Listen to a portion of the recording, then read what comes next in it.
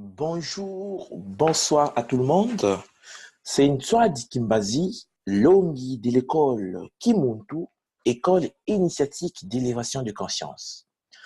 Bonjour une fois de plus et merci de votre présence sur cette plateforme, sur la radio Kimuntu, votre radio spirituelle de la tradition Congo, la tradition des dompteurs des léopards. Je vous remercie de votre présence et je vous remercie des messages de paix et d'amour que vous ne cessez de m'envoyer de partout dans le monde. Cela montre que le message de la tradition est en train de passer.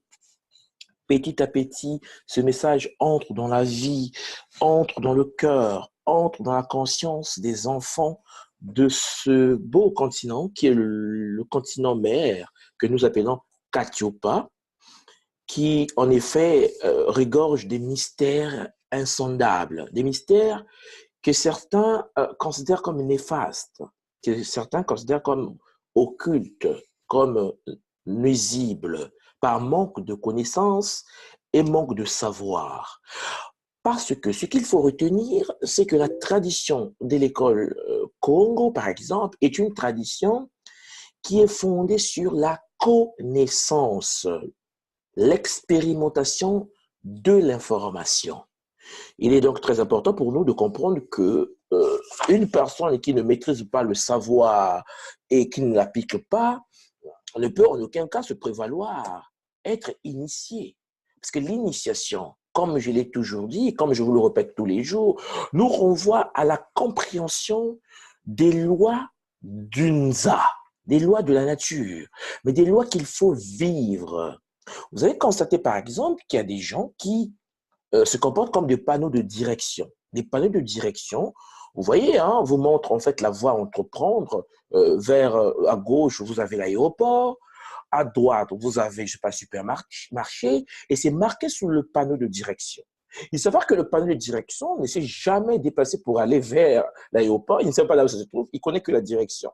Et c'est ce que nous avons en ce moment sur cette planète. Des gens qui enseignent et qui, en enseignant, ne vivent pas ce qu'ils enseignent. Et ça, cela peut être dangereux. Parce que être un panneau de direction peut être dangereux pour le panneau. Parce que le panneau ne va jamais aller à l'aéroport. Voilà pourquoi la tradition de l'école Kimuntu nous renvoie vers l'expérimentation, vers la vie même de la spiritualité. C'est pour cela que d'habitude, quand j'enseigne à l'école Kimuntu, je dis souvent aux Longoki, ça veut dire aux apprenants de l'école Kimuntu, de pouvoir avoir la possibilité et la capacité de vivre une spiritualisation de leurs actes, une spiritualisation de la matière. Dans la tradition Congo, il n'y a pas vraiment une différence entre la vie et la spiritualité. Parce que dans la tradition Congo, vivre, c'est déjà être dans la spiritualité. Parce que vivre, il y en a deux.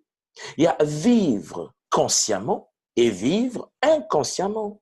Il y a des êtres sur la planète qui vivent comme étant des robots, qui font des actes mécaniquement, robotiquement, sans pourtant insuffler, mettre dans leurs actes de la spiritualité.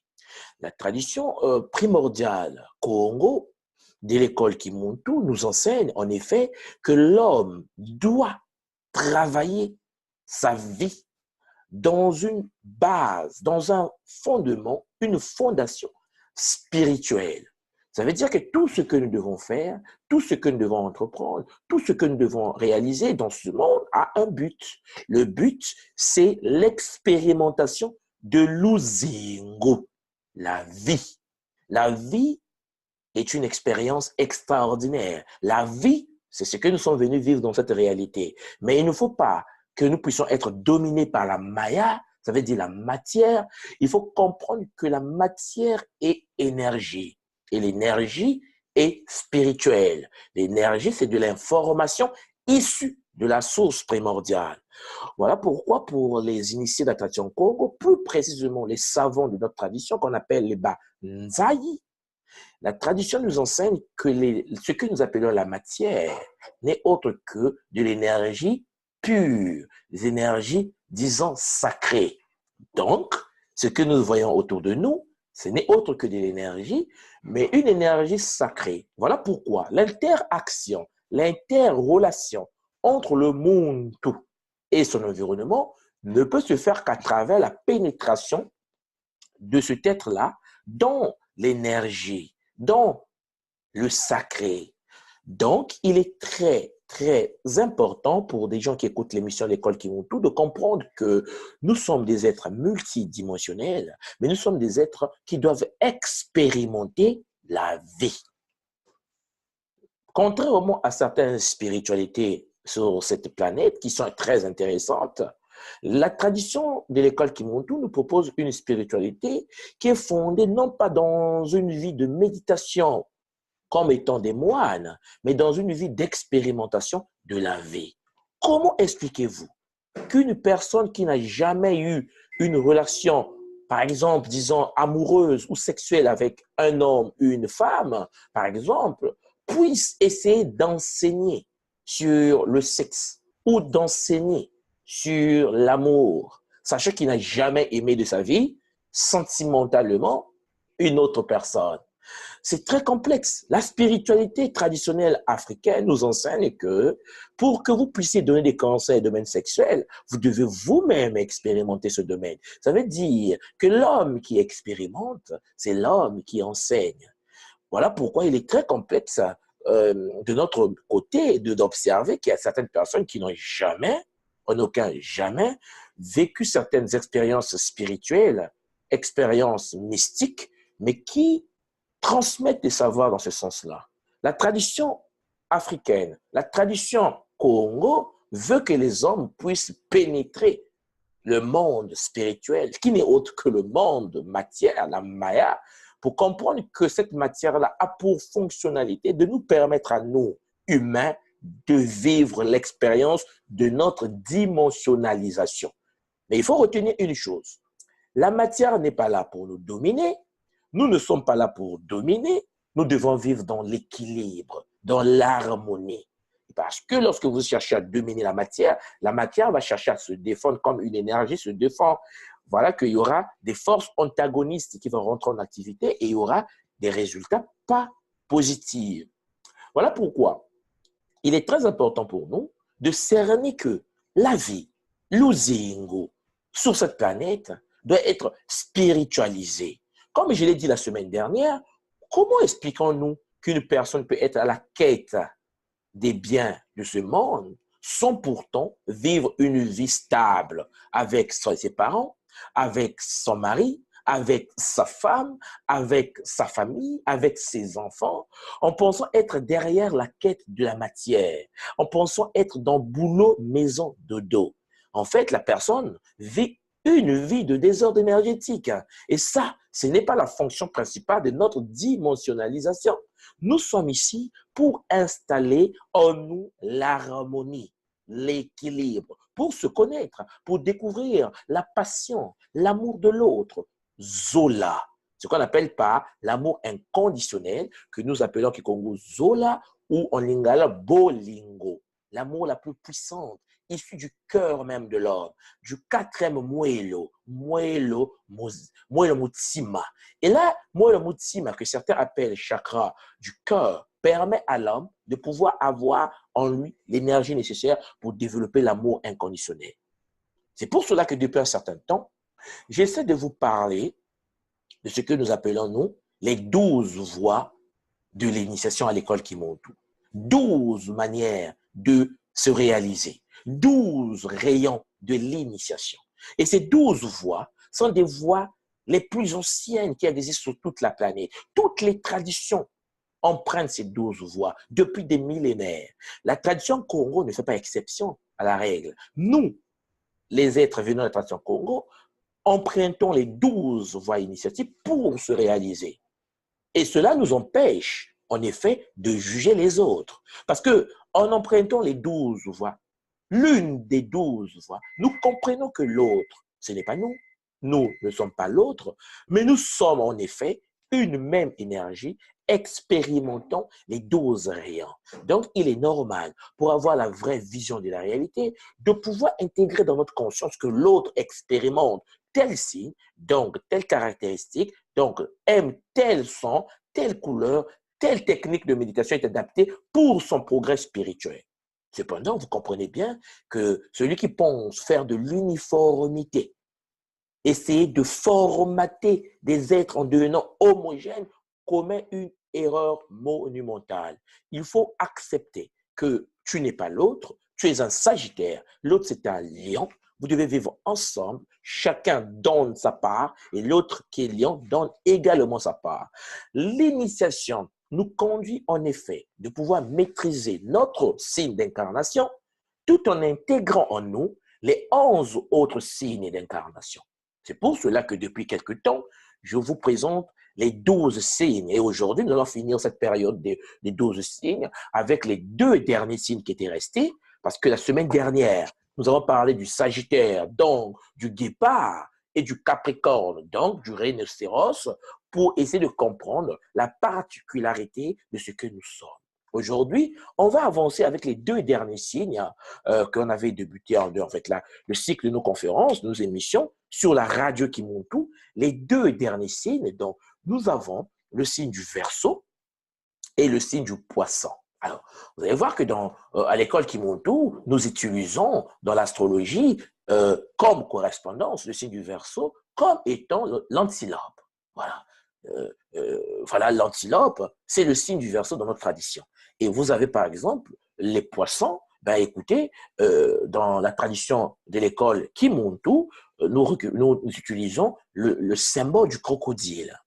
Alors, vous allez constater que l'antilope et le crocodile sont des animaux, je vais dire, qui parlent aux hommes, qui parlent aux femmes issues de l'Afrique ou de la diaspora, et même dans le monde. Parce que lorsque je parle de crocodile, vous voyez un peu la particularité. Lorsque je parle de l'antilope, vous voyez un peu la particularité. Donc, nous allons commencer par le Verseau. Alors, ce qu'il faut retenir, c'est quoi? C'est que nous sommes actuellement dans ce qu'on appelle l'âge du Verseau. Ntango Diakinatimasi. C'est une période extraordinaire, une période d'éveil exceptionnelle qui fait qu'aujourd'hui, des jeunes inspirés par Akongo, la source primordiale, le Giotto, l'ancêtre éponyme, peut aujourd'hui parler d'une spiritualité qui a longtemps été réservée aux vieux, à nos aînés, à nos sages, mais qui aujourd'hui peut en parler parce que nous sommes dans une phase exceptionnelle. L'âge du Verseau, Ntango Diakinatimasi, nous donne la possibilité de nous interconnecter avec Ngi Mokili. Mokiliangi, Ntangi, que certaines personnes appellent par le monde akashique ou le monde éthérique. Cela dépend des cultures, du paradigme dans lequel on se trouve. Et nous comprenons bien que toutes les civilisations du monde, en effet, baignent dans la même logique de l'émancipation spirituelle. Voilà que il est très important pour nous et nécessaire pour comprendre cette puissance qui a longtemps été cachée, mais dont l'objectif principal est de nous donner l'épanouissement de l'esprit. Alors, quand vous prenez le Verseau, par exemple, retenez que le Verseau, c'est un signe d'air. Mon pépé, voilà, un signe d'air. Et c'est un signe extraordinaire parce que son tempérament, le tempérament du Verseau, c'est sanguin. Alors, c'est du sang. Le sang, c'est la vie. Le sang renferme ce que nous appelons la vie, muela, l'ozengu. Alors, vous saisissez bien que les êtres du Verseau sont des êtres de chaleur, mais souvent, il y a la présence de l'humilité. Ce qu'il faut retenir, c'est que c'est un genre masculin, contrairement à ce qu'on a vu la fois dernière, Capricorne, qui était dans le signe de la féminité. Alors, la planète d'étude de notre Verseau, des êtres incarnés comme étant des antilopes, c'est Uranus, que nous allons essayer d'étudier tout à l'heure. Voilà. Alors, il faut retenir une chose, c'est que des gens, des êtres, femmes, hommes, qui se sont incarnés sur Mamantoto, c'est-à-dire sur la planète Terre, sous le rayon du Verseau, lorsque ces êtres sont initiés, ça veut dire quand ces êtres ont une conscience évoluée, ces êtres sont très curieux. Ah oui, c'est extraordinaire. La curiosité est la base même du rayon Verseau. Voilà. Curiosité intéressante. Et puis, à travers cette curiosité, vous avez une capacité spirituelle énorme qui se développe, l'altruisme. Ah oui, les Verseaux initiés sont très altruistes. Ils partagent, ils donnent aux autres. Sans contrepartie, ça ne les intéresse pas. C'est des êtres qui sont très, très altruistes. Alors, il faut retenir une chose, c'est que cela demande un certain niveau de maturité spirituelle. Parce que lorsque l'on se fait initier et que l'on comprend comment canaliser les rayons du Verseau, l'on développe l'altruisme du rayon du Verseau. Voilà pourquoi il est très intéressant pour tous les êtres de la planète d'intégrer dans notre conscience commune les 12 voies, les 12 zila, les 12 chemins de l'initiation. Et donc, vous voyez par exemple que ces êtres verseaux qui sont très altruistes, développent l'inventivité. Ils sont très inventifs dans le domaine spirituel, dans le domaine scientifique, dans le domaine littéraire, dans tous les domaines philosophiques, etc.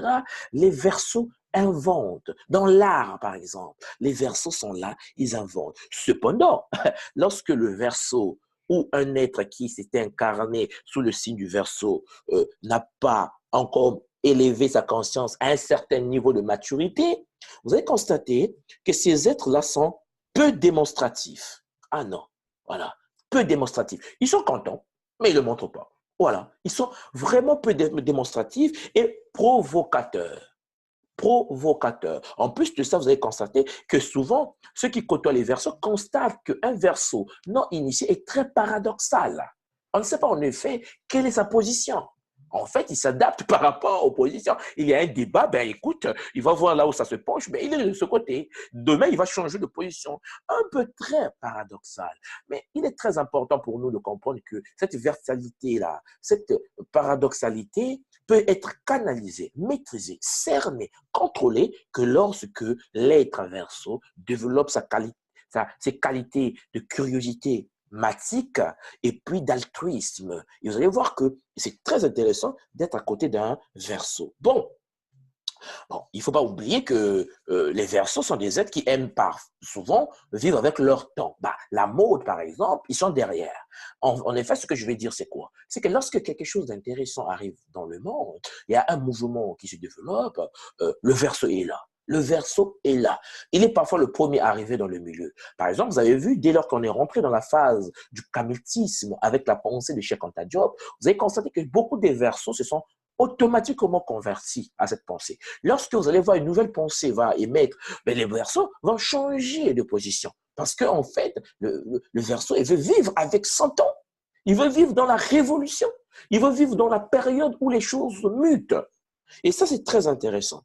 Alors, souvent, euh, euh, dans la pensée, par exemple, occidentale, vous allez voir que l'être qu'on appelait verso, souvent, vous voyez que la Achille, en fait, il y en a beaucoup dans la mythologie grecque, par exemple, le point faible du verso, c'est cheville. Voilà. Parfois, quand il se fait mal aux chevilles facilement, ou bien, attention aux versos qui m'écoutent, soyez quand même sérieux avec vos chevilles. Alors, vous allez me dire, mais soit on veut la partie la plus intéressante parce que c'est vrai qu'il y a des défauts, c'est vrai qu'on sait qu'il y a toujours des côtés positifs parce que le but de la vie, c'est d'avoir l'équilibre, permettre à tout ce qui est qualité supérieure de se manifester. Et donc, Mutanswad essaie de nous dire exactement le verso dans une relation. Quels sont les signes qu'il faut? Quels sont les signes en relation? Alors, en effet, comme tous les autres signes que je vous ai présentés, le verso a une particularité, c'est qu'il est en harmonie totale avec la balance et le bélier. Alors oui, lorsque la balance est là, le verso, c'est extraordinaire. Une femme verso mariée avec un homme balance, c'est extraordinaire. Une femme bélier mariée avec un homme verso, c'est extraordinaire. C'est de l'harmonie. Un homme verso avec une femme balance, femme bélier, c'est impeccable. Cependant, vous allez constater qu'il y a un signe opposé. Le verso est souvent opposé au lion. Dans une famille où vous avez des frères et sœurs, constatez que votre sœur ou votre frère lion, face à un verso, c'est souvent des oppositions.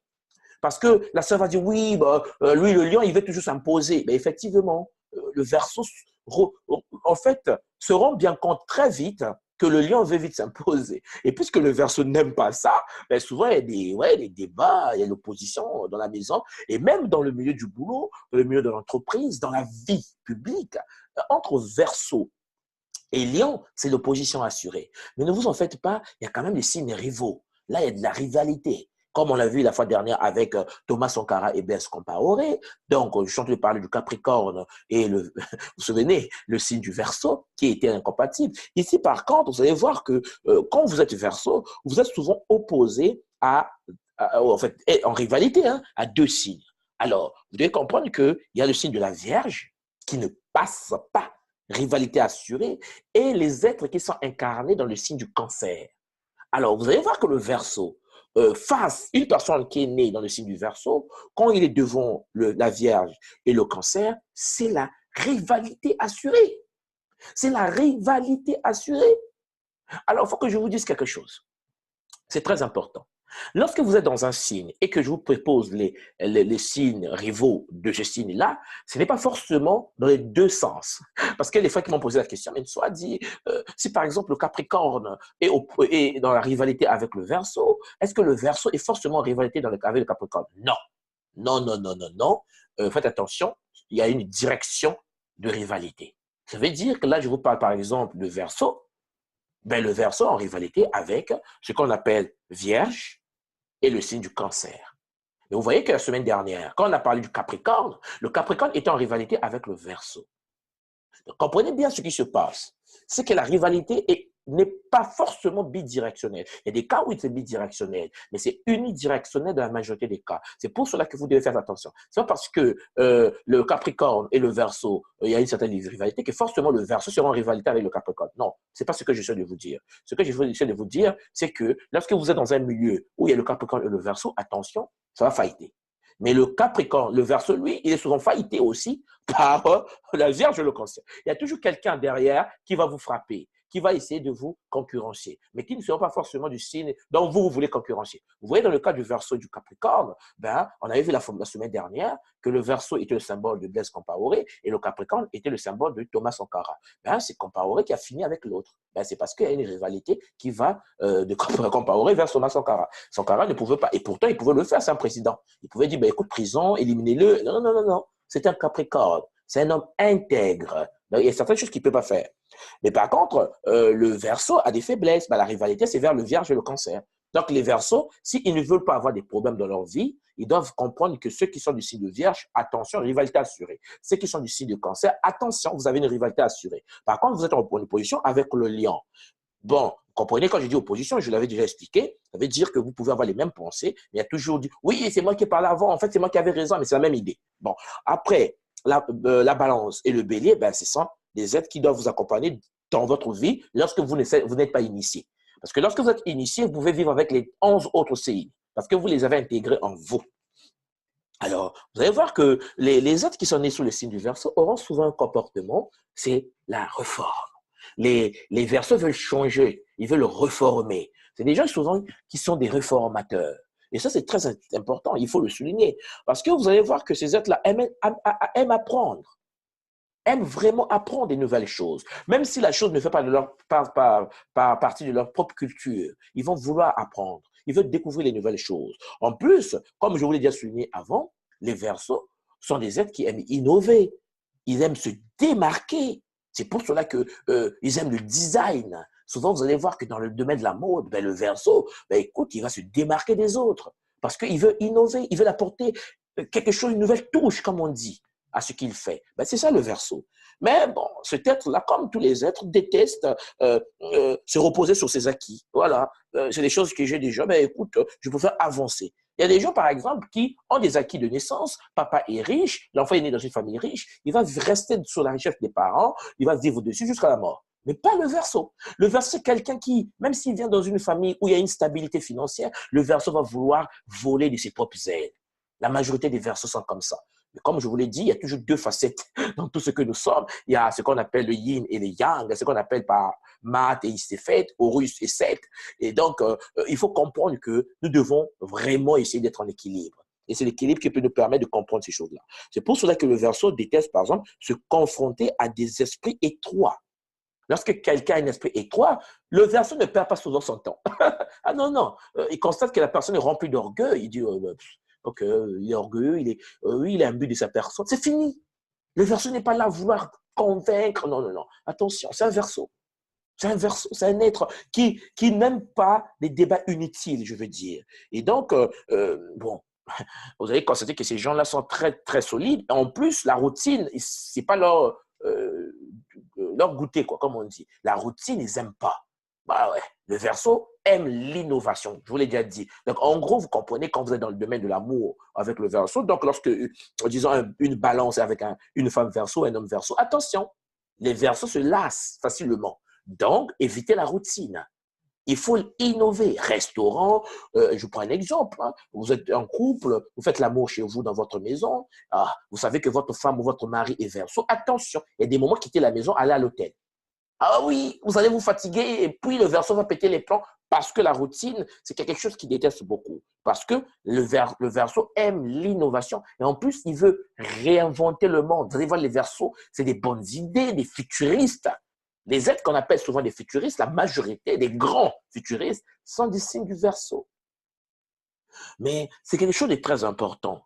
Cependant, vous allez saisir que lorsque vous rentrez dans la dimension psychologique de ce tête qu'on appelle le verso, vous allez constater que psychologiquement, son enjeu psychologique, c'est d'exprimer pleinement des valeurs nouvelles en vue de contribuer à l'avancement de tous.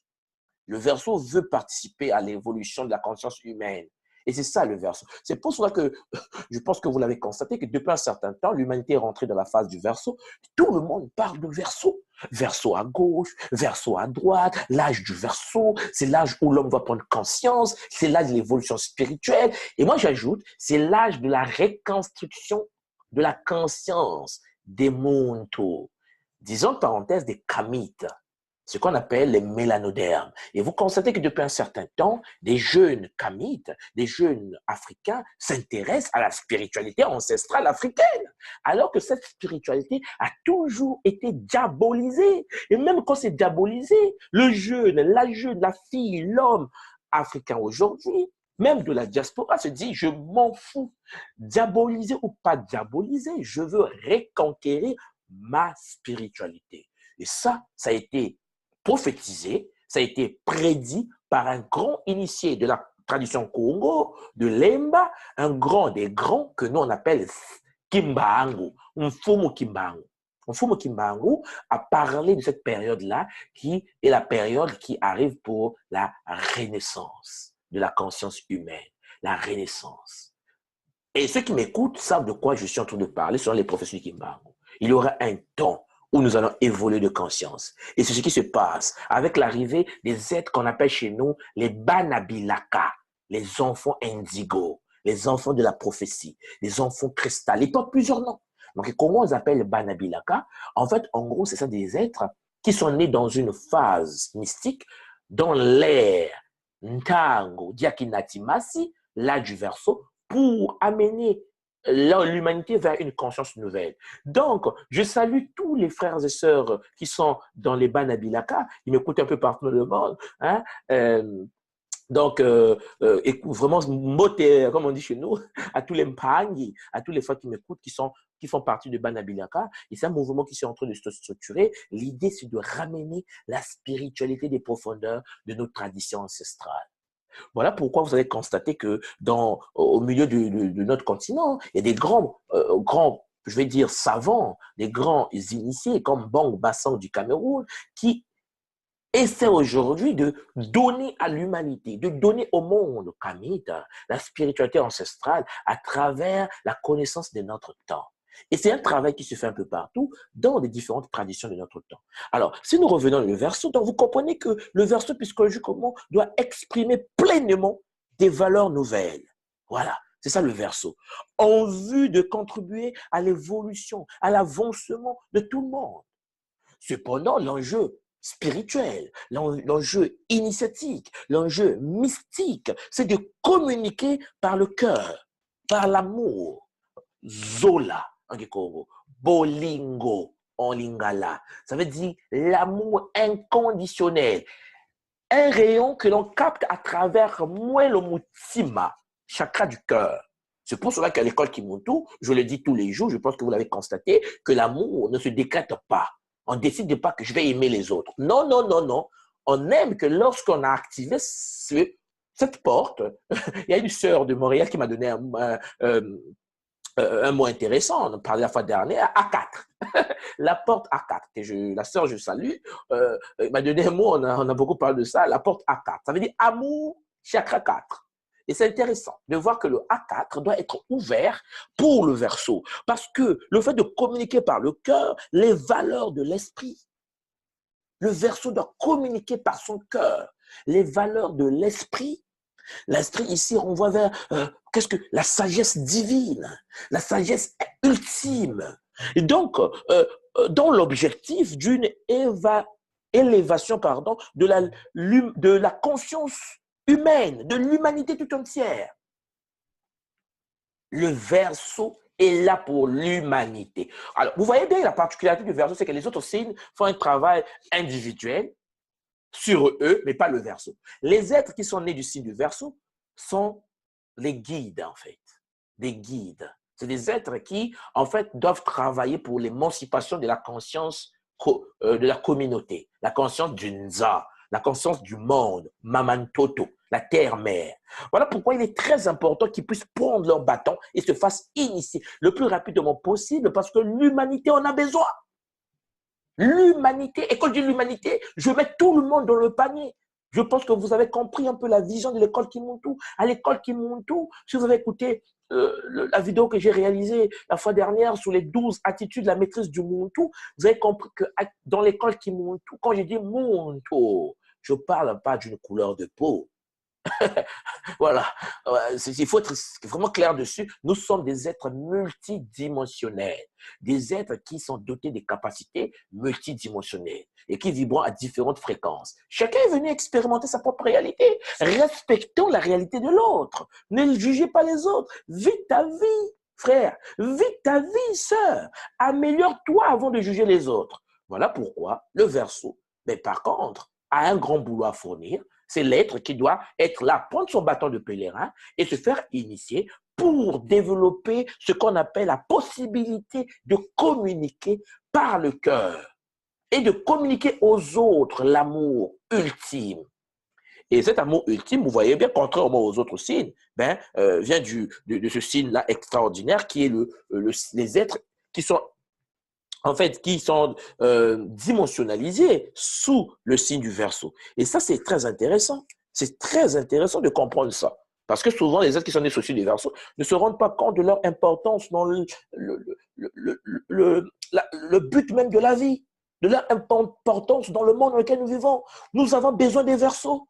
Mais lesquels innovent, c'est les Verseaux. Lesquels sont dans l'art, c'est les Verseaux. Lesquels sont dans la volonté de transformer le monde, de réinventer les choses. Ce sont les Verseaux. Écoutez les Verseaux. Parlez, on vous écoute, Mpangui. Chers frères, chères sœurs, Verseaux. Parlez, on vous écoute. Vous êtes là pour votre mission donnée. Faire évoluer la conscience de l'humanité. De l'humanité. Voilà pourquoi il est très important pour nous de saisir. C'est pour cela que ces deux incarnations-là, ces deux propriétés importantes, l'enjeu psychologique, l'enjeu initiatique est très important parce que quand vous prenez l'enjeu psychologique du Verseau, écoutez, et le fait de pouvoir incarner fondamentalement un élan qui conduit à l'aspiration de la conceptualisation de nouvelles idées et à les communiquer en vue d'une concrétisation future est très intéressant parce que quand vous prenez les êtres, par exemple, qui sont nés sous le signe du Gémeaux, hein, qui invitent l'homme au développement d'une dialectique intérieure. Et si vous prenez par exemple le signe de la balance qui amène ensuite à communiquer avec l'autre, mais les signes du Verseau l'entraînent en fait à cet être-là qui est dans l'expérimentation de pouvoir communiquer avec l'absolu et le transcendant. Mais c'est incroyable, c'est divin. Parce que les êtres nés sous le signe du Verseau ont pour but de pouvoir de pénétrer, accéder à des réalités supérieures, cosmiques, universelles. Le monde qu'on appelle le Ngimokili, le monde akashique, est facilement pénétrable par des Verseaux. À l'école Kimuntu, je ne vais pas dire des noms, je salue mes sœurs qui sont Verseaux. À l'école Kimuntu, vous allez constater que ceux qui sont Verseau, par exemple, dès qu'ils ont commencé l'école Kimuntu, on a une sœur extraordinaire. En peu de temps, il a commencé à développer des capacités extraordinaires. Des capacités extraordinaires. Il y a des choses qui se font en 1 mois, 2 mois, ben, elle le tape en 1 semaine. Et les autres disent, mais comment elle le fait? Non, ne regardez pas comment elle le fait, elle est Verseau. Elle est Verseau. Et c'est ça le pouvoir du Verseau. Voilà pourquoi il est très important qu'une personne qui est marquée sur le rayon de cette voie initiatique-là, vous allez constater, sera toujours conduite à développer une grande ouverture d'esprit. Voilà. Ainsi, vous allez voir qu'il y aura des aptitudes à concevoir, à élaborer à l'université. Les amis Verseau, mais ne blaguez pas. Vous voyez bien que dans notre vision à nous, les notes souvent ne l'intéressent pas, même s'il a 9, 10. Mais non, il y a le goût de l'élaboration, le goût de la compréhension et de l'assimilation, avec spontanéité, comme on dit. Ça, c'est le Verseau. Et les êtres qui sont souvent régis sous le signe du Verseau, vous allez constater, leur pensée va revêtir de bien souvent un caractère original, inédit. Ce sont des gens qui sont très, très avancés parce qu'ils ont une puissance incroyable, le pouvoir de l'intuition. Parce que n'oubliez pas, je vous ai dit, le cœur, le siège de l'intuition, la puissance ultime de l'homme, c'est son intuition. C'est le sens primordial qui connecte l'homme au divin. Et le Verseau, on a en lui.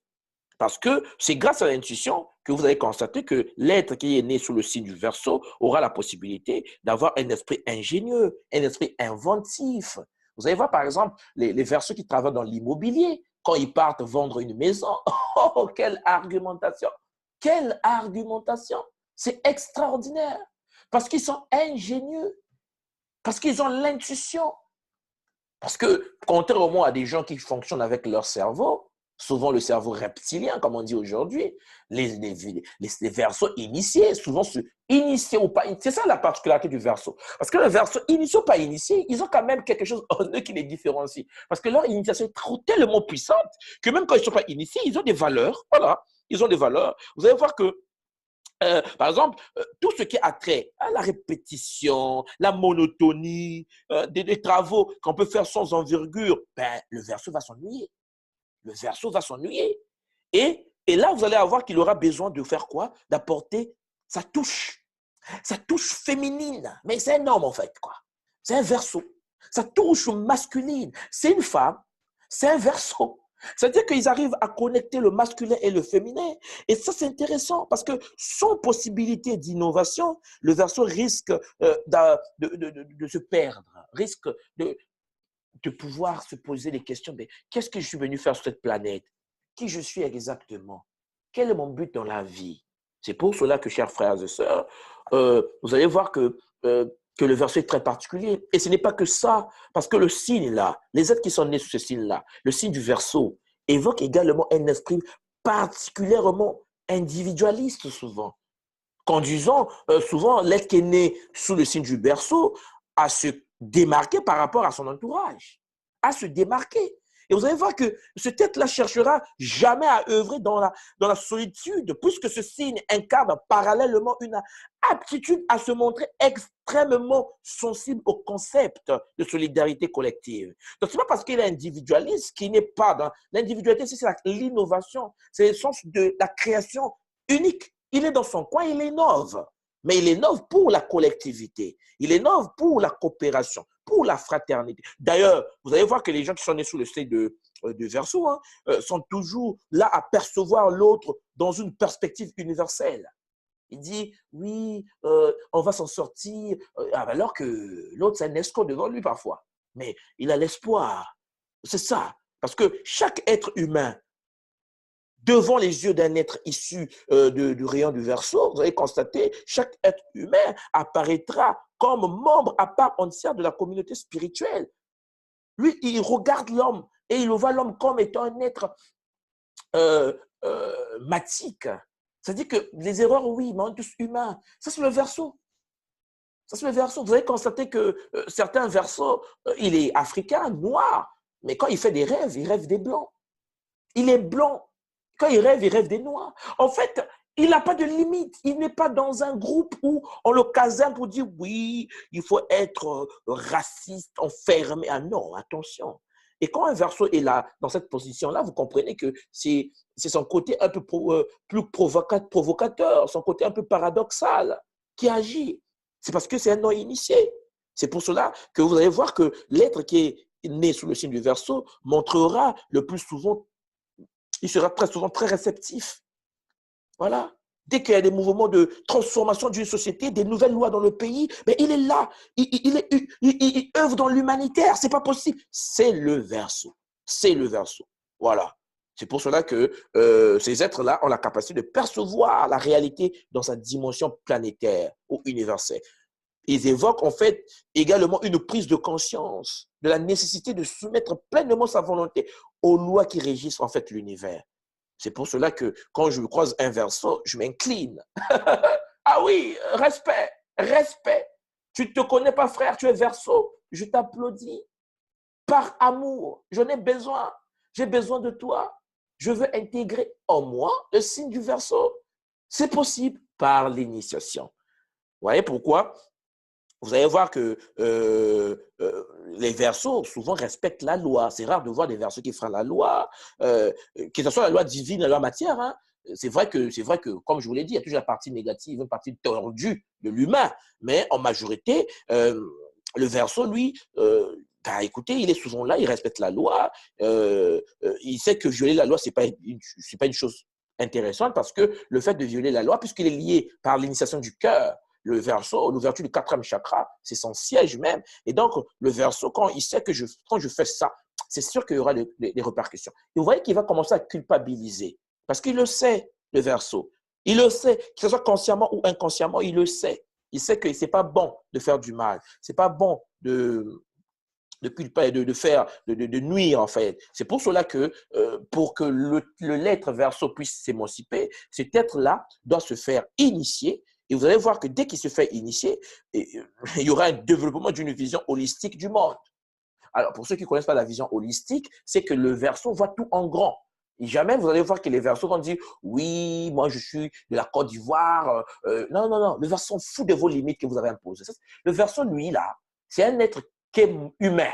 Point. Il vit pour la terre, il vit pour la planète. Ne le jugez pas, il est comme ça. C'est un être qui aime la fraternité. C'est pour cela qu'il sera appelé à prendre progressivement conscience du rapport étroit qui l'unit à tous les êtres. Parce que l'initiation va lui permettre de voir ça. Ce faisant, vous allez voir que l'être initié dans le verseau va découvrir également qu'il ne peut atteindre sa pleine et entière libération. Donc, l'ascension, comme on dit, qu'en contribuant à celle de l'univers tout entier. C'est lourd, ça. Mais c'est ça, le verseau. C'est la beauté ultime. Alors, vous allez voir que beaucoup de gens vont se dire, oui, comment est-ce possible? Comment vous pouvez dire ça? Comment? Non, c'est ça ce que j'essaie de vous dire. Respectons-nous, aimons-nous les uns les autres, respectons les 12 rayons et vous allez comprendre la profondeur. Les verseaux se réincarnent pour l'émancipation des autres. C'est fantastique, c'est extraordinaire. Et ça, vous allez voir que le fait d'être dans cette position-là, il va comprendre que c'est par l'amour seulement qu'il va rayonner, par l'amour seulement qu'il va désormais essayer de rendre tous les êtres autour de lui purs. Et il le sait. Qu'il soit initié ou pas, le verseau le sait. Voilà pourquoi, en fait, je peux parler toute la journée sur le verseau. Ce n'est pas possible. C'est trop fantastique que je pense que, compte tenu des nombres de verseaux, parce que c'est quand même un signe extraordinaire, hein, les nombres de verseaux qui sont en activité, il est intéressant pour nous de savoir que ces êtres sont très, très fantastiques. Alors, vous allez voir que le verseau, les hommes qui sont les femmes, hein, qui sont nés sous le signe du verseau, vous allez voir que pour ces signes-là, il n'existe pas de planète en chute. Ah là, c'est intéressant. Il n'y a pas de planète en chute. Par contre, le soleil est en exil. Le soleil, carrément, Ra, est en exil. Ça veut dire qu'il incarne donc la force qui devra être utilisée par l'initié, hein, par l'être qui est incarné sous le rayon de verseau, pour mieux vivre les enjeux particuliers de ce signe-là. Alors, nous savons que le soleil, comme tout le monde, parce que issu de la tradition africaine et issu de la pensée solaire égyptienne, vous savez que le soleil est une planète incarnant principalement une puissance, hein, une puissance de rayonnement prenant sa source et son racinant dans les dimensions intérieur à l'être.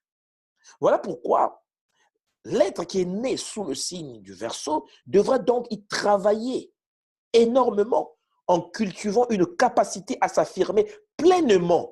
Donc, essayer d'exprimer, exprimer ce rayonnement par ses valeurs, sans égard ou préjugés. On n'est pas là à juger les autres, mais c'est un travail fait de l'intérieur. Voilà. Et donc, lorsque le Verseau arrive à ça, il essaie de le partager par l'amour aux autres. Voilà pourquoi ce être-là, répondant ainsi aux injections, disons, du soleil, de Ra, l'être qui est né sous le signe du Verseau va acquérir tout naturellement un certain nombre de qualités incarnées par une planète particulière. Vous en avez deux dans le cas du Verseau, parce que c'est un signe énorme. Vous avez par exemple, premièrement, ce qu'on appelle la planète Saturne, donc les rayons énergétiques de Saturne et les rayons de Uranus. Bon, vous voyez bien que le Verseau est le seul être où il y a deux planètes en domicile. Vous avez Saturne et Uranus. Parce que vous allez voir que cet être-là va jouir d'une remarquable persévérance.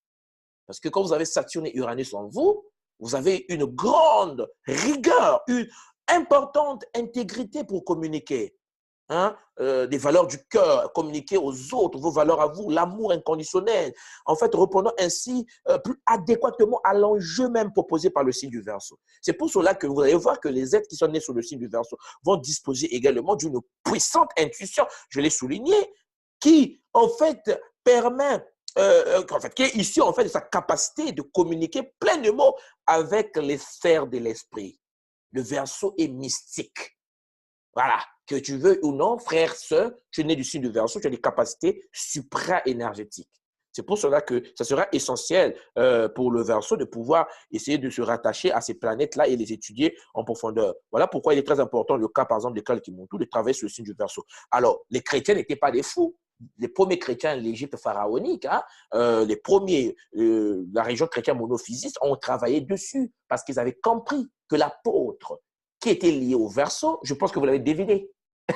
Vous l'avez deviné, c'est l'apôtre Jean. L'apôtre Jean est du signe du Verseau. En fait, ce qu'ils appellent Jean dans la Bible, c'est le Verseau. C'est l'homme qui ouvre les chakras. Mais l'information des chakras vient du Verseau.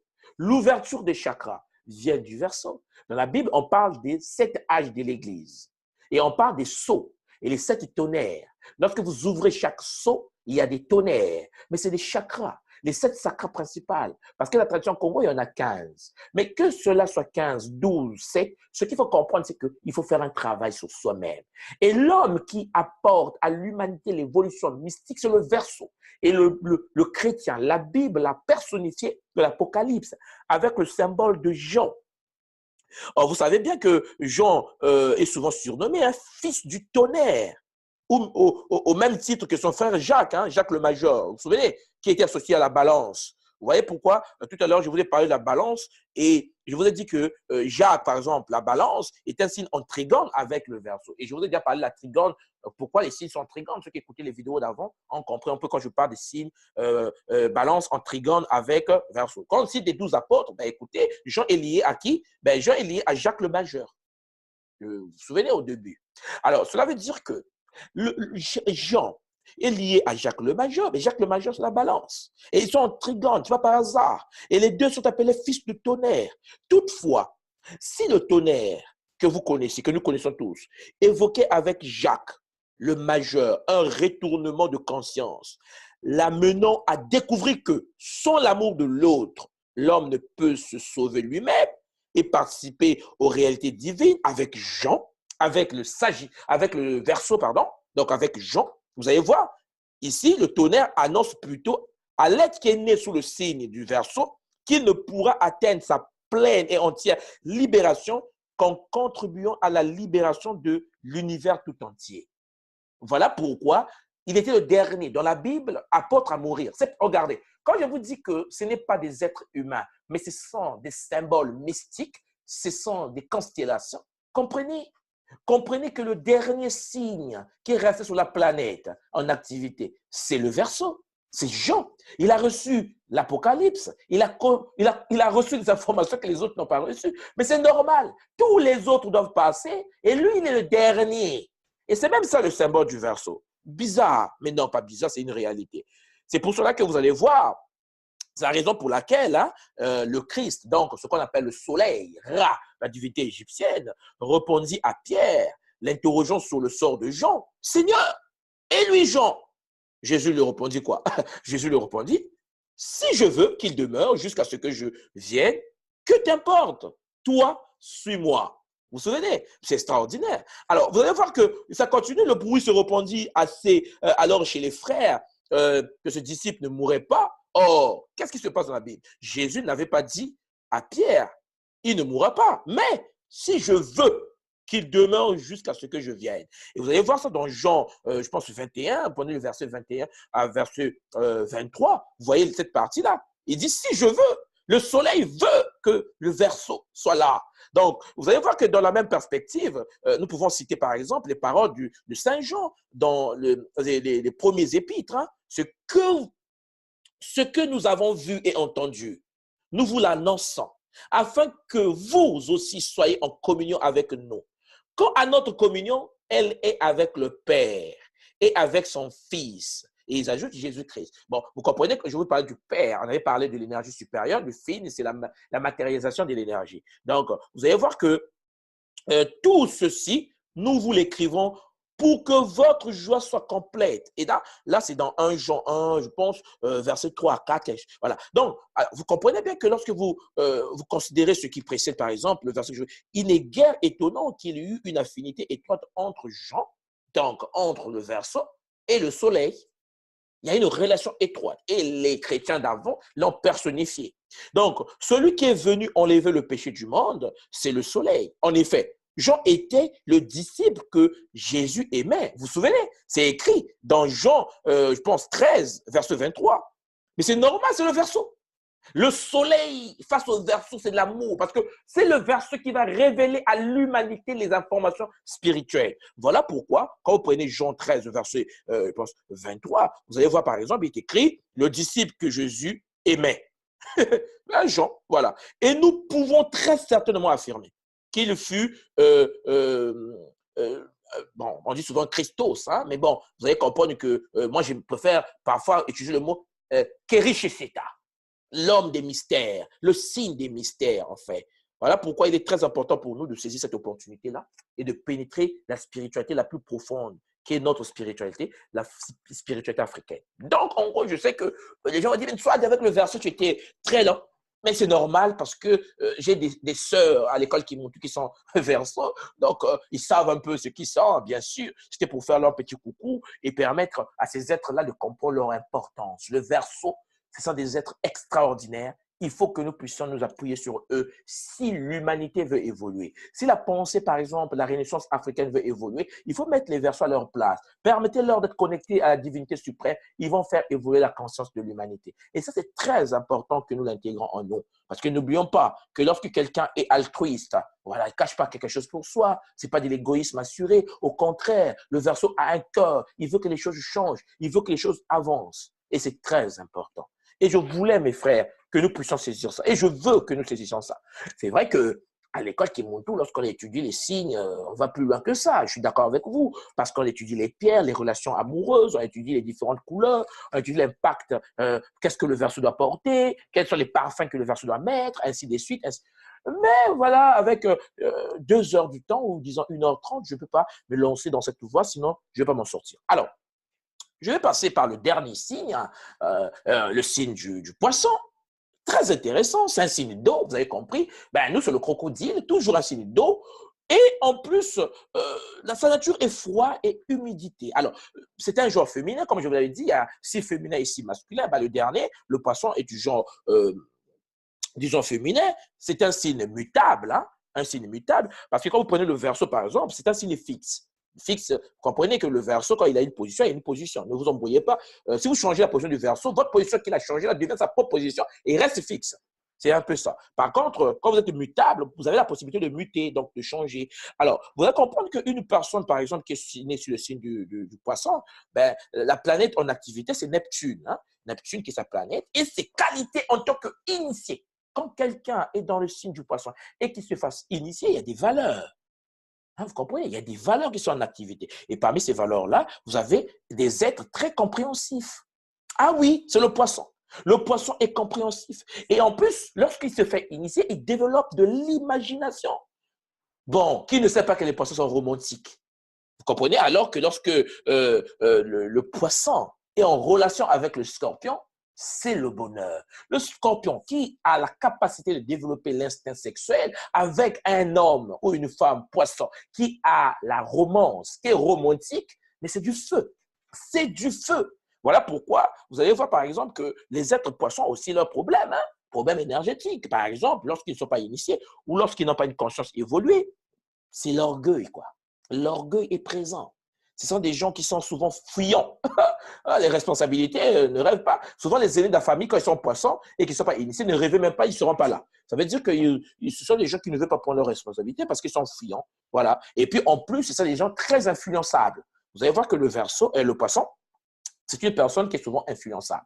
Mais quand il n'est pas initié, quand il est initié, tu ne peux pas influencer parce que la personne en question est imaginative, donc il calcule comme tout le monde et en plus, il est compréhensif, il comprend. Tu ne l'influences pas. Il a compris ce que tu as dit. Ne rêve pas que tu peux commander le poisson parce qu'il est influençable. Non, un initié poisson devient compréhensible. Il t'écoute, il comprend. Quand c'est pas bon, il dit non, c'est pas possible. J'ai compris ce que tu dis, mais c'est pas. Voilà que lorsqu'ils sont en activité, les pieds, souvent, c'est leur point faible, quoi. Alors, voilà.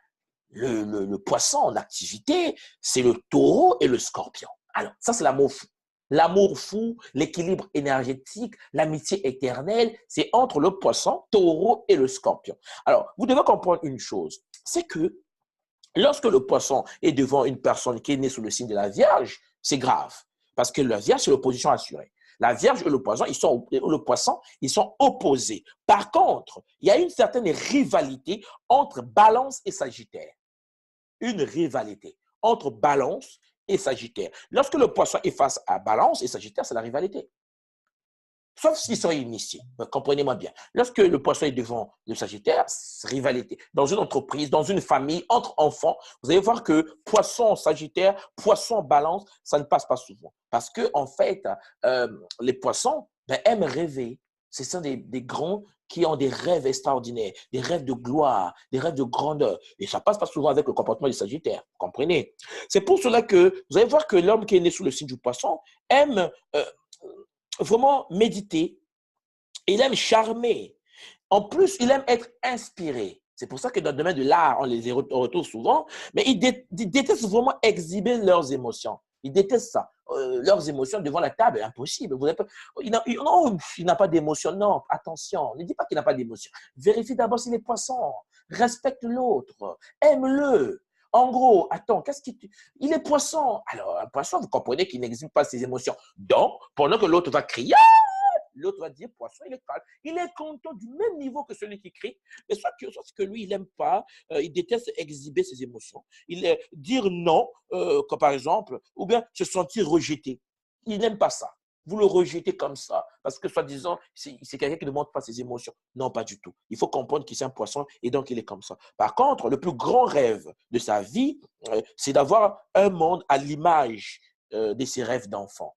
Ah oui, la petite princesse, les filles Cendrillon et tout ça, allez vérifier, les filles poissons aiment les histoires des chevaliers, les histoires des princesses, et ils veulent que le monde fonctionne comme dans leurs rêves d'enfant. Alors que la réalité nous montre tout simplement que ce n'est pas le cas. Le monde dans lequel nous vivons est un monde différent du monde d'enfants, parce que le monde dans lequel nous vivons est un monde où il y a la violence, il y a la guerre, il y a la méchanceté, il y a tout ce qui va avec, et souvent ça peut faire mal et ça peut nuire un peu à la vie dans laquelle nous vivons. Voilà pourquoi je voulais que vous puissiez saisir cette opportunité-là pour comprendre que le poisson, c'est un être très, très important dans la société. Parce qu'une personne qui est compréhensive, on en a besoin dans le milieu.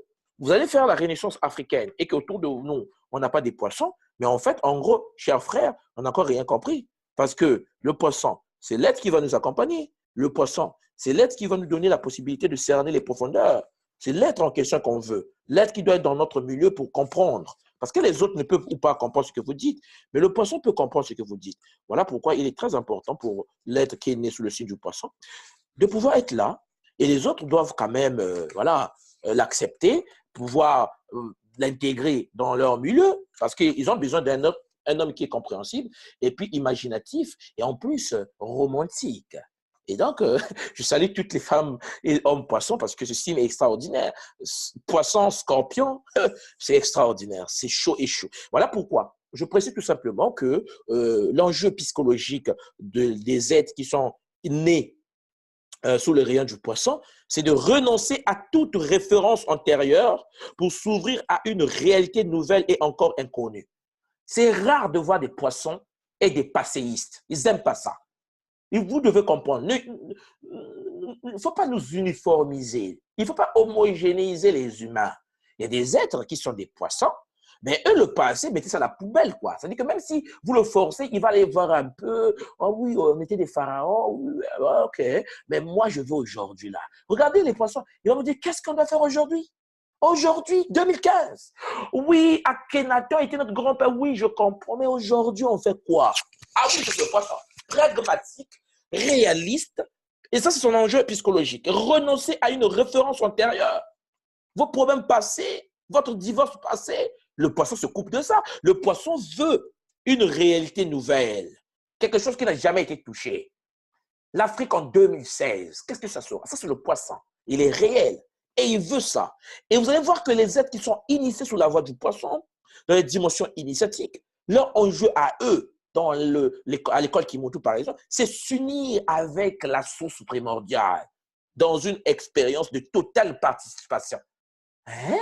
Qu'est-ce que tu viens de dire? S'unir avec la source principale, ça veut dire être fusionné avec Atum, être fusionné avec Akongo, être fusionné avec Ra, dans une expérience de totale participation. Ça veut dire que le poisson participe à la divinisation du monde. Eh oui, le Verseau permet à l'humain d'atteindre un certain niveau de maturité.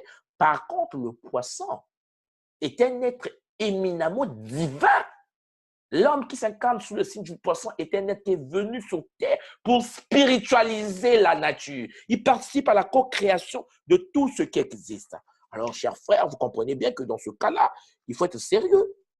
Vous savez que, je vais faire une parenthèse, parce que je sais qu'il y a beaucoup de chrétiens qui nous écoutent, parce que moi je viens du Congo, c'est un pays pur chrétien, pour ceux qui connaissent un peu le Congo, que ce soit le Congo-Brazzaville, le Congo RDC, nous sommes un même peuple issu de la grande école initiatique Congo. Mais vous comprenez que dans le temps du christianisme primaire, les premiers chrétiens, leur symbole, c'était le poisson. Les chrétiens n'avaient pas de croix. La croix du christianisme est venue il n'y a pas très longtemps. Vous savez que la croix existe depuis l'Égypte pharaonique. On n'avait pas le christianisme sur la planète. La croix a été symbolisée par la vie, les ancres des anciens Égyptiens. Mais ce que je veux dire, c'est quoi? C'est que le poisson, c'était le symbole. Les chrétiens portaient le poisson au cou. En fait, les poissons en bois, ouais, vous comprenez qu'il y a plusieurs métaux qui étaient utilisés, mais vous devez comprendre ça. C'est pour cela que je vous dis que, par exemple, dans le domaine psychologique, les énergies propres au signe du poisson en question incarne fondamentalement une aptitude à ressentir de puissantes énergies de mutation. Invitons en fait l'être qui est né sous le signe là, le signe du poisson, à renoncer à toute référence personnelle, comme transpersonnelle même, pour s'ouvrir à une réalité nouvelle ou encore inconnue. En effet, ce signe, le poisson, est toujours associé au développement d'une nature psychique extrêmement sensible et particulièrement à l'écoute des énergies subtiles émanant des plans intérieurs, des plans les plus subtils. C'est pour rien qu'à l'école Kimontu, nous faisons une concordance entre le poisson et ce que l'on appelle le ngandu, le crocodile. C'est pour cela que les poissons sont très réceptifs. La majorité des poissons sont ésotériques. La majorité des êtres qui forment, c'est la spiritualité. Quand on ne les contrôle pas, ils peuvent se retrouver dans des spiritualités qui peuvent leur faire mal. Mais ils sont comme ça. Ils sont mystiques de nature. Le poisson ressent alors les profondeurs des émotions en raison de leur extrême sensibilité à tout ce qui les entoure. Alors, vous voyez bien que ces réalités-là qui entourent là, qui retentissent autour de lui, autour de ce tête-là qui est le poisson, avec une force exponentielle, une force énorme, en fait captée par l'homme qui est né sous le signe du poisson. D'ailleurs, il ne pourra généralement s'épanouir pleinement que si son environnement immédiat reflète une certaine harmonie matique. Voilà pourquoi que vous allez constater que les poissons, puisqu'ils sont tellement intuitifs, ben, l'être qui est né sous le signe du poisson va en fait avoir des perceptions, les pressentir, avoir la possibilité de connaître le futur avant. Vous avez par exemple la prémonition. Mais au Congo, les petits de l'église, même chrétienne, aujourd'hui, vous allez voir, ils ont des dons de voyance. On dit oui, c'est le Saint-Esprit. Attention, ils sont poissons. C'est ce que j'essaie de vous dire. Chrétiens, musulmans, n'importe quelle religion, vous êtes un poisson d'abord. Vous êtes né poisson, donc vous avez des capacités. Ainsi, vous allez voir que ces êtres-là devinent facilement ce qu'on cherche à leur cacher. Ils ont l'intuition. En fait, vous allez voir par exemple qu'on peut dire que les gens qui sont nés sur le signe du poisson vont ressentir plus qu'ils ne raisonnera. Ils ressentent les choses en fait. Parce qu'en fait, ils ont une précision mathématique. Ils ont une précision énergétique. Parce qu'en fait, ces poissons, quand ils sont à fond dans leur réalité, ils sont dans la prémonition, dans la vision future, la vision des choses. Ils contemplent la nature et c'est très intéressant que vous compreniez cela. C'est vrai qu'on a beaucoup à dire sur les poissons. Mais bon, vous comprenez, chers frères, que le but ici, c'est de pouvoir les étudier en long et en large. C'est pour cela que l'école Kimuntu propose en fait cette voie initiatique pour permettre à des êtres qui sont nés sous le signe du poisson de pouvoir développer leurs facultés. Parce que quand même, vous savez que lorsque le poisson n'est pas initié, ben, l'orgueil qui est lié au troisième chakra, au deuxième chakra ou au premier chakra sont des choses néfastes pour la survie du poisson. Parce que le fait qu'ils soient influençables, ce n'est pas possible. Vous le parlez, il change d'idée. Vous le parlez, il change d'idée. Le pauvre, mais non, c'est son rayon. Comprenez-le. Aidez-le à se faire initier le plus rapidement possible parce qu'il devient compréhensible, il devient imaginatif, il devient quelqu'un qui n'est plus influençable, il devient quelqu'un de romantique, lié au signe du scorpion et au signe du taureau. Hein, je précise parce que le taureau dans la sapologie au Congo, par exemple, l'homme qui aime le luxe, le bling-bling. Ah oui, le poisson aime ça. Les êtres poissons aiment les femmes qui sont bien entretenues. En plus, vous voyez souvent, les hommes aiment beaucoup les femmes poissons parce qu'ils sont influençables. Et c'est malheureux. Vous ne vous mettez pas en relation avec quelqu'un inconsciemment parce que parfois, l'homme ne sait pas que la femme est poisson.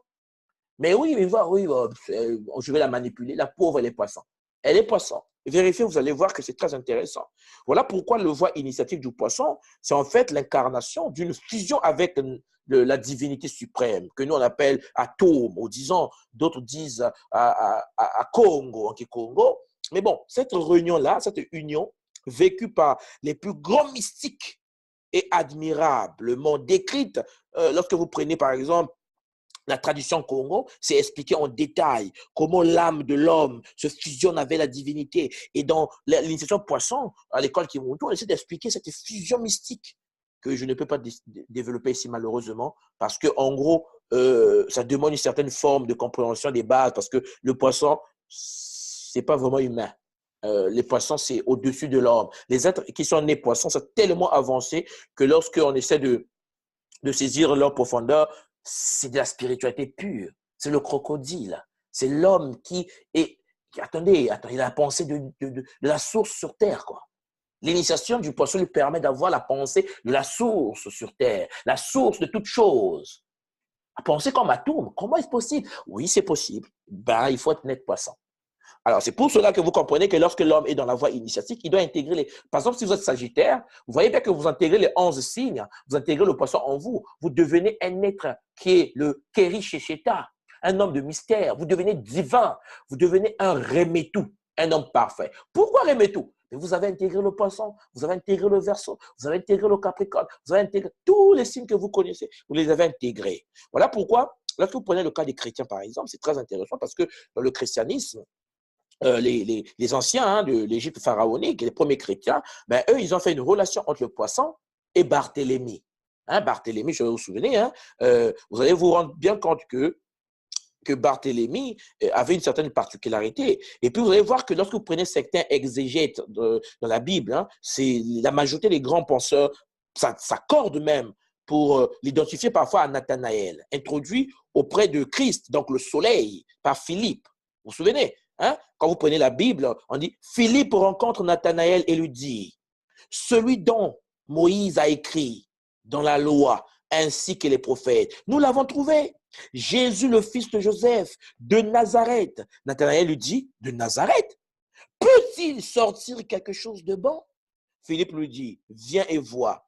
Alors, quand ils approchent, qu'est-ce qui se passe? Jésus vit Nathanaël venir vers lui et il dit de lui, voici vraiment un Israélite. Alors, mais il n'a pas dit ça aux autres, il n'a pas dit ça à Pierre. Mais non, il dit, ah, Philippe, voici vraiment. Le soleil reconnaît qui est exactement le poisson, divin. Et en plus, son détour, Nathanaël lui dit, d'où me connais-tu? Et là, Jésus le répondit, avant que Philippe t'appela, quand tu étais sous le figuier. Alors, je vous précise, ce n'est pas une histoire. Hein? Je ne raconte pas une histoire qui s'est réalisée exactement.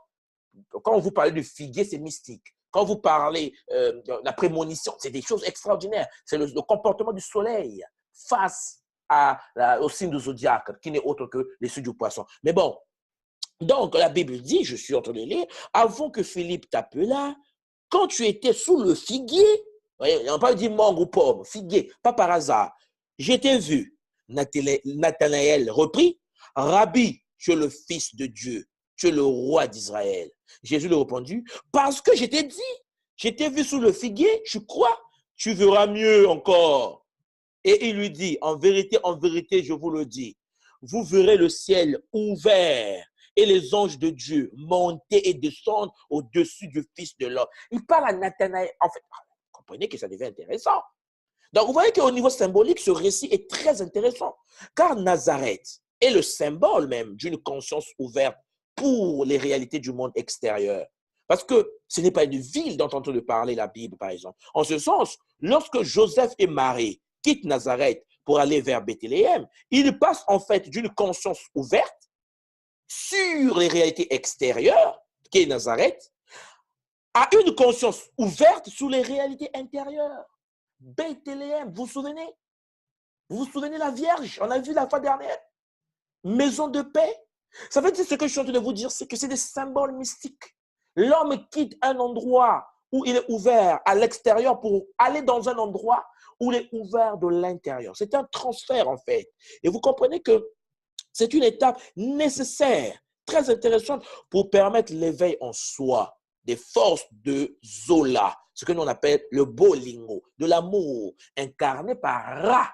L'amour incarné par Ra, le soleil central, Mama Wandome, comme on dit chez nous dans la tradition Congo. Aussi, vous avez constaté que Barthélemy, bon, qu'on appelle souvent Nathanaël, s'interroge. De Nazareth, ça veut dire du monde où les gens réfléchissent de l'extérieur, là, de ce monde-là. Là. Voilà, comprenez bien. De Nazareth, peut-il sortir quelque chose de bon? Il nous révèle que sa conscience est déjà essentiellement focalisée sur les réalités intérieures. Donc, avant même que le soleil l'appelle, il est divin. Le poisson est déjà divin, avant même d'être initié. Voilà pourquoi je vous dis, attention, respectons-nous, aimons-nous, parce qu'il y a des signes très, très puissants, comme le signe du poisson. Voilà, vous allez voir que cela nous est en outre confirmé par la remarque de Jésus, hein, parce que Jésus qui le rat, c'est-à-dire que le soleil, je pense que pour comprendre ce que je dis aujourd'hui, vous devez écouter toutes les vidéos. Parce qu'il ne faut pas dire comme ça, dit Jésus a dit, non, attention, je précise, attention, on est en train de parler de Ra, du déplacement du soleil dans les constellations. Voilà. Bon, donc Ra, vous voyez dans la Bible, la divinité centrale dit, voici vraiment un Israélite sans détour. Alors, vous voyez que c'est dans Jean 1, 45 à 51. Hein, il dit, voici un Israélite sans détour. Laissons entendre que Barthélemy, ça veut dire Nathanaël, en fait le poisson, sait ressentir spontanément les choses, sachant percevoir directement au-delà de l'apparence. Ça, c'est le poisson. Le poisson est capable de percer. Il arrive, le soleil dit, ah, le poisson, ah, ça c'est un poisson. Ça c'est un poisson. Il dit, bon, mais depuis quand tu me connais? Il dit, oh, mais je t'ai vu sous le figuier. Attends, monsieur, attention. Depuis le figuier, ce n'est pas un arbre on pourrait dire le pommier, ou la mangue, ou la banane. Non, non, le figuier, pas par hasard. Vous allez voir que l'essence même qui anime le poisson, c'est le fait de percevoir au-delà des choses et ressentir que l'homme est faux ou pas. C'est pour cela, le fait qu'ils reconnaissent immédiatement en Jésus, au soleil, le Fils de Dieu, ça veut dire Ra, atteste d'ailleurs de manière éloquente que ce que nous venons d'affirmer, ce que je viens de vous dire tout à l'heure, est très importante. Parce que déjà, depuis le départ, les autres apôtres disaient, oui, on a trouvé un prophète. Non, non, non, Nathanaël dit, le Fils de Dieu, oh oui, c'est rare. Je reconnais, oui, c'est ça le poisson. Le poisson a une facilité de reconnaître la divinité des autres. C'est ça le poisson. C'est pour cela que souvent, les gens veulent les manipuler parce qu'on pense qu'ils sont influençables. Non, attention, attention, ne dominez pas les autres. L'influençabilité du poisson peut être contrôlée parce que le poisson, quand il se fait initier, il a des qualités de romantisme. Et le romantisme n'est pas seulement dans le domaine affectif. Donc, c'est très important d'avoir ça. C'est pour cela que vous allez voir que on parle que non, non, non, je t'ai vu depuis que tu étais sous le figuier. Ah oui, le figuier, hein, vous savez, c'est très intéressant. Parce que le figuier, c'est quoi? Les figues représentent la connaissance des mystères divins. Quand vous rentrez dans les temples égyptiens, la figue, les figues représentent la connaissance des mystères divins. Vous connaissez la figue, hein? Je ne sais pas si les frères sont tapés sur Internet, figue, figuier. Nous, au Congo, il y en a partout dans le pays. Quand vous mangez, vous avez dedans comme des racines à l'intérieur, comme ça. Là. Voilà, la figue. Et après, quand vous mangez, ça pique. Là, son nœud, là, c'est le noyau, là, ça pique à l'intérieur. Mais en fait, ça pique parce qu'elles épinent. C'est bon au-dessus, à l'intérieur, elles épinent. Voilà, c'est quelque chose qui a été utilisé comme symbole dans l'Égypte pharaonique avec Djéouti qu'on appelle Thoth, Hermès Trismégiste. Donc, en effet, vous allez voir que c'est les mystères divins. Ainsi, après avoir mangé du fruit de l'arbre de la connaissance, vous vous souvenez, on nous parle, par exemple, de la Bible, hein, je parle aux chrétiens, Adam et Ève se voyant nus, consigne des feuilles de figuier, pas de banane, pas de feuilles de manguier, pas de feuilles de figuier. Et la Bible est claire dessus. Pour s'en faire des pagnes. C'est pour cela que vous voyez que vous prenez la Bible et on vous dit, alors leurs yeux à tous les deux s'ouvrirent et ils connurent qu'ils étaient nus. Ils cousurent des feuilles de figuier et se firent des pagnes. Vous allez voir ça dans Genèse 3, verset 7. Mais comprenez bien que ce n'est pas une histoire qui s'est réalisée. C'est symbolique. En étant placé sous un figuier, Barthélemy évoque en fait donc le poisson, donc sa capacité à accéder à l'essence des choses, à l'esprit qui les anime et à communier avec celle-ci. C'est pour cela que vous allez voir que cette notion de communion-là avec des plans supérieurs, des plans spirituels, et donc d'ailleurs reprise par le Christ, hein, par le soleil, lorsqu'il dit dans la Bible, par exemple, vous avez vu comment les anciens l'ont représenté, personnifié. Vous verrez le ciel ouvert et les anges de Dieu monter et descendre au-dessus du Fils de l'homme. Et Jean 1, verset 51. Et puis vous allez voir que l'homme qui est né sous le signe du poisson, très particulier, enfin, à propos toujours de lui, hein, du poisson en question, vous allez voir que Jacques dit par exemple hein, que Barthélemy signifie fils de celui qui suspend les eaux ou fils de celui qui se suspend. Vous voyez? Et bar, ce mot-là, bar, veut dire tout simplement fils. Et vous avez telos, parce que c'est Barthélos qui donne Barthélemy. Donc, bar, hein, comme on dit chez nous, bana, hein, Benakongo, chez nous, bena, bana, bar, ça veut dire fils. Et puis, vous avez telos, hein, sommité, hein, et le mot, o, Barthélemy. Barthélemy. De la Barthélemy signifie en fait le fils de celui qui suspend des eaux divines, le poisson. C'est pour cela que les astrologues l'ont dit poisson. Et pour cela que nous, les initiés de l'école Kimuntu, nous disons crocodile, ngandu. Et c'est vrai que lorsque nous définissons le signe comme étant le ngandu, il y a d'autres interprétations intéressantes qui sortent de là. Mais bon, ce n'est pas le but de ce que nous sommes en train de faire aujourd'hui.